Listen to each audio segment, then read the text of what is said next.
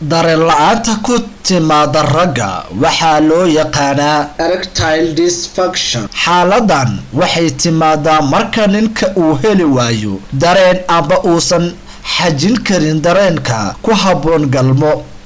xaaladan ma aha mid caadi ah inay dhacdo xataa ninka hadduu jiro da'yar ama mid weyn, wayna ka duwan tahay xaaladaha kale ee cillad ku keena galmada sida damac la'aanta galmada ama cilladaha sameeyo biyo-baxa degdega ah.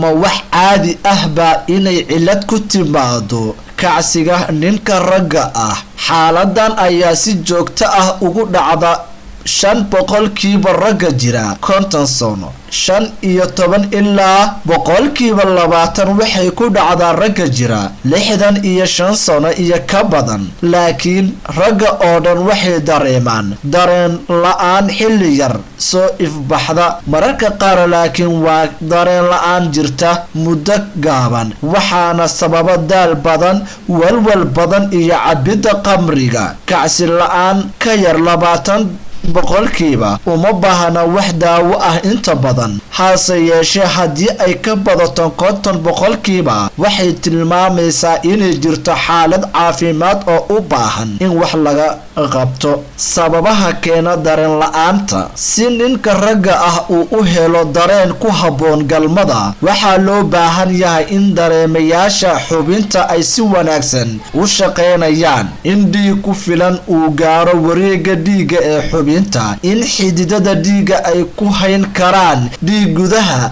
xubinta, in ay jirto dareen kacsi ee ka yimaado maskaxda. haddii ay jirto wax faragelin ku samayn kara qodobadaas, ninka ragga ah ma heli karo dareen buuxo oo ku habboon waqtiga galmada. xaaladaha caanka ah ee sababo dareen la'aanta waxaa ka mid ah cudurrada saameyn ku yeelan kara qulqulka dhiigga sida xididada dhiigga oo xirma, cudurrada neerfaha, xaalado nafsi ah sida walwalka shaqada, xishood low, dhaawac soo gaara xubinta, cudurrada joogtada ah. waxaa kaloo sababi kara kacsi la'aanta sidoo kale daawooyinka qaar. maxaan sameeyaa haddii aan qabo cilladaas ama aan xajin karin dareenka? haddii aad isaga shakisid in aad qabtid cilladaas, la tasho dhakhtar. dhakhaatiirta waxay sameynayaan baaritaano badan si loo ogaado waxa sababayo cilladaada. mar haddii ay ogaadaanna waxaa jiro daawooyin loogu talagalay xaaladaha kala duwan, laakiin waxaa jiro waxyaabo